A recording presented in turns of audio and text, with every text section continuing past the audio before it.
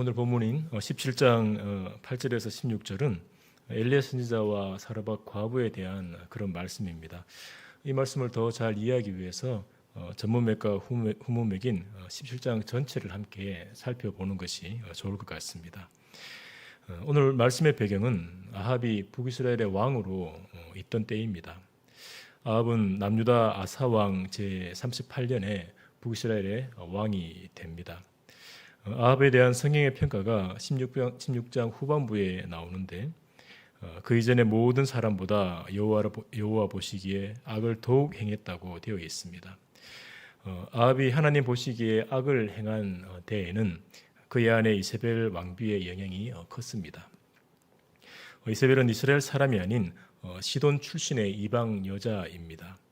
시돈은 북이스라엘 위쪽에 있는 나라인데 시돈의 왕이 이세벨의 아버지였습니다. 이세벨의 아버지 에바알은 바알을 섬기는 제사장 출신으로 영모를 통해서 왕을 죽이고 왕이 된 사람입니다. 이세벨은 그의 아버지 에바알을 따라 뼛속까지 바알을 숭배하는 악한 여자였는데 이런 여자가 북이스라엘의 왕비가 된 것입니다. 이세벨 왕비는 아합 왕을 충동하여 하나님 보시기에 악을 행하게 합니다. 아합은 남유다의 수도 예루살렘에 하나님의 성전이 세워져 있는 것과는 대조적으로 북이스라엘의 수도 사마리아에 바알 신전을 세웁니다. 그 바알 신전 안에 바알을 위한 제단을 쌓고 또 아세라 상을 만들어서 북이스라엘 백성들로 하여금 우상 숭배의 죄를 범하게 합니다. 아합 왕이 하나님을 버리고 우상 숭배를 저지르고 있을 때 하나님은 신명기 28장에 나오는 저주의 말씀대로 기근을 내리시기로 합니다. 하나님은 기근의 심판을 내리시기 전 엘리야 선지자를 아합에게 보내어 이렇게 선포하게 하십니다. 내가 섬기는 이스라엘 하나님 여호와께서 살아계심을 두고 맹세하노니 내 말이 없으면 수년 동안 비도 이슬도 있지 아니하리라. 엘리야 선지자가 하나님의 말씀을 따라 아합 왕 앞에 나아가서 심판의 말씀을 선포하는 것은 쉬운 일이 아니었을 겁니다. 당시 북이스라엘의 분위기는 하나님보다 바알을 더 위하는 분위기였습니다. 바알을 섬기는 자들은 바알이 비를 주관하는 신이기에 바알을 즐겁게 하면 하늘에서 비를 내려주고 또 농사가 잘 되게 해준다고 믿었습니다. 그런 사람들이 많은 아합 왕 앞에서 비를 내려주는 바알이 무력하게 된다 말하는 것은 위험이 따르는 일입니다. 그런 위험에도 엘리야는 하나님의 말씀을 따라 심판의 말씀을 선포합니다. 엘리야가 아합에게 심판의 말씀을 선포한 후 엘리야를 붙잡으려는 움직임들이 있었던 것 같습니다. 그런 상황에서 하나님은 엘리야를 다른 곳으로 옮기시는데요. 17장 3절 4절에 보시면 너는 여기서 떠나 동쪽으로 가서 유다 앞 그리 시냇가에 숨고 그 시냇물을 마시라. 내가 까마귀들에게 명령하여 거기서 너를 먹이게 하리라. 하나님의 말씀을 따라 엘리야는 그리 시냇가로 가서 머물게 되는데 하나님은 까마귀들을 통해서 아침 저녁으로 떡과 고기를 엘리야에게 공급하십니다. 까마귀들이 날아온 떡과 고기의 양이 많았는지 적었는지는 알 수 없지만 자신을 붙잡으려는 자들을 피할 수 있고 또 식량도 비교적 안정적으로 공급되는 상황이면 그리 시냇가에 머무는 것도 그리 나빠 보이진 않습니다. 하지만 그런 안전적인 상황은 곧 끝이 납니다. 기근으로 인해서 비가 내리지 않아 시냇물이 말라버린 것입니다. 그런 상황에서 하나님은 다시 엘리야에게 말씀하십니다. 9절을 보시면 너는 일어나 시돈에 속한 사르밧으로 가서 거기 머물라. 내가 그곳 과부에게 명령하여 내게 음식을 주게 하였느니라. 이제까지 까마귀들을 통해 먹이신 하나님은 이제 사르밧 과부를 통해 엘리야를 먹이겠다 하십니다. 하나님의 이런 말씀을 듣고 엘리야는 어떤 마음이었을까요? 우상 숭배를 저지르는 북이스라엘 왕을 향해 위험을 감수하면서까지 하나님의 말씀을 선포한 엘리야라면 아마 엘리야는 하나님의 율법을 잘 알았을 겁니다. 모르긴 몰라도 엘리야는 율법을 따라 자기 자신을 정결케 하려고 부정한 것을 멀리했을 겁니다. 그런 엘리야를 적들로부터 숨기시고 돌보실 때 좀 더 좋은 방법을 쓰셔도 좋을 텐데 하나님은 까마귀에 이어서 사르밧 과부를 사용하시겠다 하십니다. 까마귀는 성경에서 부정한 동물로 여겨집니다. 까마귀는 시체와 썩은 고기를 개걸스럽게 먹어치우는 새인데 그런 새를 통해 엘리야를 먹이셨습니다. 까마귀가 떡과 고기를 가져올 때 썩은 고기를 뜯던 부리와 그 발톱으로 음식을 옮겼을 겁니다. 그런 음식을 받아 먹을 때 엘리야의 마음을 정확히는 알 수 없지만 율법을 아는 사람으로 마음이 편하지는 않았을 겁니다. 그런데 이번에는 까마귀 대신 시돈에 속한 사르밧의 과부를 사용하시겠다 하십니다. 시돈은 앞에서 설명한 대로 우상을 섬기는 이세벨의 고향입니다. 바알 선지자였던 넷바알이 왕으로 다스리고 있는 나라입니다. 그런 나라에 있는 사르밧이라면 사르밧 역시 곳곳에 바알 우상들이 가득했을 겁니다. 하나님 앞에 구별되어 거룩한 삶을 살아야 하는 선지자에게 우상이 가득한 그런 곳으로 가라고 하나님은 말씀하십니다. 이세벨이 북이스라엘에 있는 선지자들을 잡아 죽이는 상황에서 북이스라엘이 아닌 이세벨의 고향에 숨기시는 것은 적들의 허를 찌르는 탁월한 전략처럼 인간적으로는 보입니다. 하지만 엘리야는 하나님의 선지자입니다. 굳이 북쪽에 있는 시돈이 아니어도 됩니다. 남쪽에 있는 유다에 숨기셔도 됩니다. 당시 남유다의 왕은 아사였는데 아사라면 엘리야를 안전한 곳에서 부족하지 않게 도와주었을 겁니다.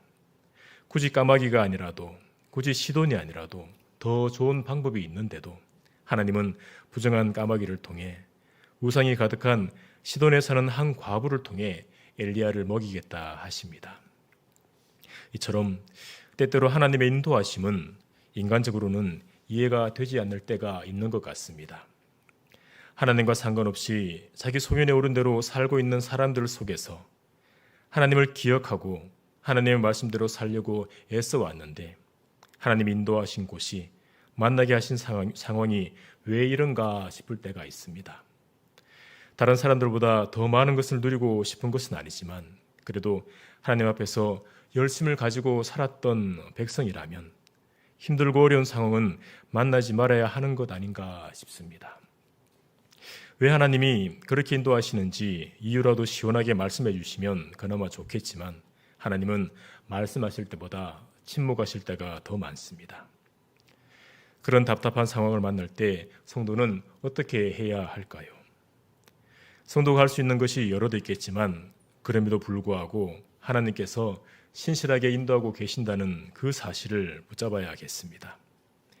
인간적으로 이해가 되지 않는 이 상황이 하나님의 다스림 아래 있다는 사실을 기억해야겠습니다. 눈앞의 상황이 다 이해가 안 될 때 하나님이 여전히 신실하게 인도하고 계심을 기억한다면 그 상황을 견뎌낼 힘이 생깁니다. 하나님이 사랑하시는 백성을 망하게 하실 리 없다 하는 담대함이 우리 안에 생기게 됩니다. 인간적으로 이해되지 않는 상황을 만나실 때 그 상황을 주관하시는 하나님의 그 다스리심을 기억하시길 바랍니다. 엘리야는 하나님의 말씀을 따라 사르밧으로 갑니다. 하나님이 말씀하신 여자가 누구인지도 모른 채 엘리야가 사르밧 성문에 도착했을 때 한 여자가 나뭇가지를 줍고 있는 것을 보게 됩니다. 엘리야는 그를 불러서 그릇에 물을 조금 가져와 달라고 부탁합니다. 기근으로 물이 귀한 시기였지만 나그네를 대접하는 문화에서 그 여자는 물을 가지러 움직입니다. 물을 가지러 가는 여자를 향해 엘리야는 다른 부탁을 더 하는데요. 아마도 그 여자가 하나님이 말씀하신 그 과부인지 알아보려고 그랬던 것 같습니다. 엘리야의 부탁이 11절에 나옵니다. 그가 가지러 갈 때에 엘리야가 그를 불러 이르되 청하건대 내 손에 떡 한 조각을 내게로 가져오라. 기근 속에서라도 물 한 그릇은 어떻게 마련하겠지만 떡 한 조각은 다른 문제입니다. 더군다나 여인에게 떡 한 조각은 생명과 직결되는 중요한 문제였습니다. 12절을 보시면 그가 이르되 당신 하나님 여호와께서 살아 계심을 두고 맹세하노니 나는 떡이 없고 다만 통에 가루 한 움큼과 병에 기름 조금뿐이라. 내가 나뭇가지 둘을 주워다가 나와 내 아들을 위하여 음식을 만들어 먹고 그 후에는 죽으리라. 그 여자는 엘리야가 이스라엘 사람이라는 것을 알았던 것 같습니다. 그래서 시돈 나라가 섬기는 바알이 아니라 당신 하나님 여호와께서 살아계심을 두고 맹세한다 하면서 자신의 절박한 상황을 말합니다. 그 여자는 아들 하나와 살고 있었는데 기근 속에서 남은 음식은 가루 한 움큼과 기름 조금밖에 없습니다. 남편으로부터 많은 재산을 받았다면 기근 속에서라도 문제가 없겠지만 여자는 손수 나뭇가지를 주어야 할 만큼 가난했습니다. 이제 굶어 죽을 일만 남은 상황에서 마지막 음식을 만들어 먹으려고 하는데 웬 이스라엘 사람이 나타나서는 마지막 음식을 달라고 하는 겁니다. 여자는 물은 어떻게든 준비하겠지만 마지막 남은 음식은 안 된다고 애둘러 말하고 있습니다. 여자의 말을 듣고 엘리야는 하나님이 말씀하신 과부가 이 여자라는 것을 알게 된 것 같습니다. 그래서 그 여자에게 하나님의 말씀을 전합니다. 13절 14절을 보시면 엘리야가 그에게 이르되 두려워하지 말고 가서 내 말대로 하려니와 먼저 그것으로 나를 위하여 작은 떡 한 개를 만들어 내게로 가져오고 그 후에 너와 내 아들을 위하여 만들라. 이스라엘 하나님 여호와의 말씀이 나 여호와가 비를 지면에 내리는 날까지 그 통의 가루가 떨어지지 아니하고 그 병의 기름이 없어지지 아니하리라 하셨느니라. 여자의 입장에서 엘리야의 말은 믿기 힘든 말입니다. 남은 음식을 엘리야에게 주고 나면 자기와 아들을 먹을 것을 만들 수도 없는데도 먼저 나를 위하여 만들고 너와 내 아들을 위하여 만들라고 말하고 있습니다.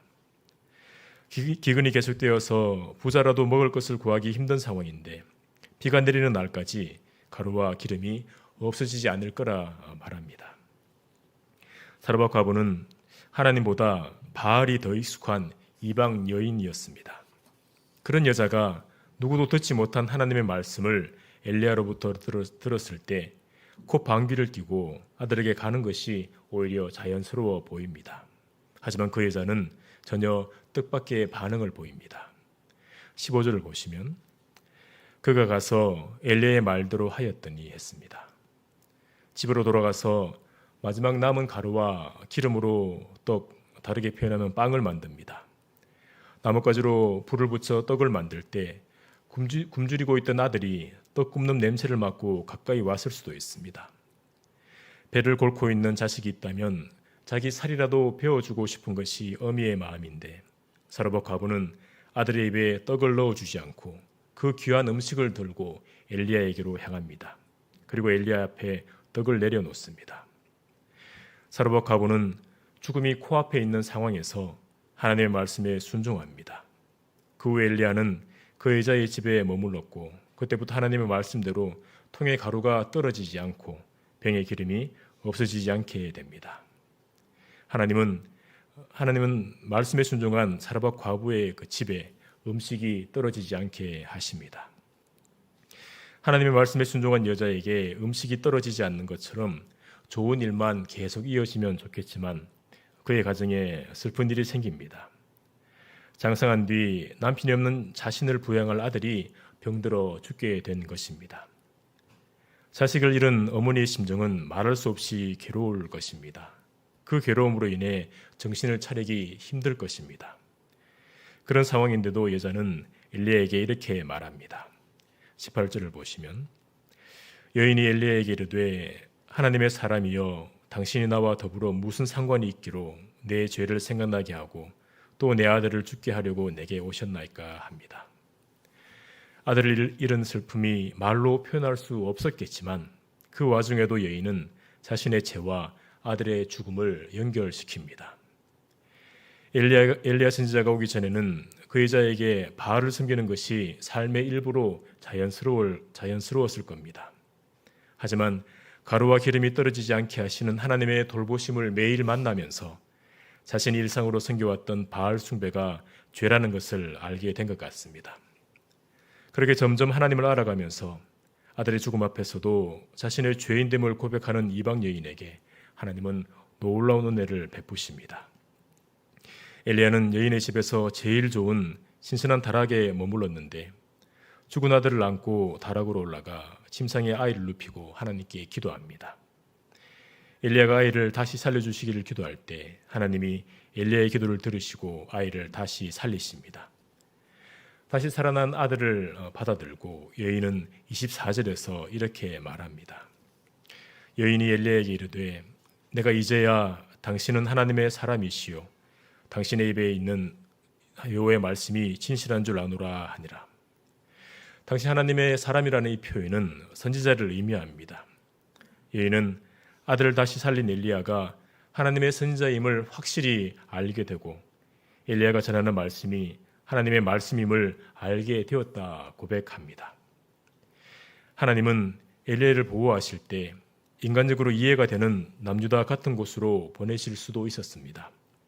하지만 하나님은 엘리야를 바알을 섬기는 우상의 땅으로 보내셨고 그곳에서 소망이 사라져가는 한 이방 여인을 만나게 하십니다. 그리고 하나님을 향한 믿음을 기대할 수 없는 여자의 입에서 하나님을 향한 믿음의 고백이 일어나게 하십니다. 하나님의 인도하심은 언제나 선을 이루실 줄 믿습니다. 답답하고 어려운 상황 속에서도 하나님께서 하나님의 백성을 선한 곳으로 이끌고 계심을 기억하시길 바랍니다. 우리는 미처 다 알 수 없어도 실수가 없으신 하나님께서 하나님의 백성들을 더 귀하게 세우고 계심을 기억하시길 바랍니다. 실수가 없으신 하나님께서 사랑하는 자녀를 세밀하게 인도하고 계심을 기억하시면서 한 걸음 한 걸음 걸어 나가시는 저와 여러분 되기를 소망합니다. 오늘은 엘리야 선지자와 사르밧 과부에 대한 말씀을 함께 살펴보았습니다. 하나님의 엘리야 선지자를 보호하신 방법은 하나님의 선지자의 입장에서는 이해가 되지 않는 방법입니다. 때때로 하나님께서 인도하시는 방법이 이해가 되지 않을지라도 하나님의 선하신 다스림 아래 있다는 것을 기억하시길 바랍니다. 하나님 인도하심은 우리는 다 알 수 없지만 하나님은 하나님의 백성들을 선하게 인도하고 계십니다. 하나님께서 우리에게 이루실 선하신 역사를 기대하시면서 한 걸음 한 걸음 걸어나가시는 우리 모두가 되기를 소망합니다.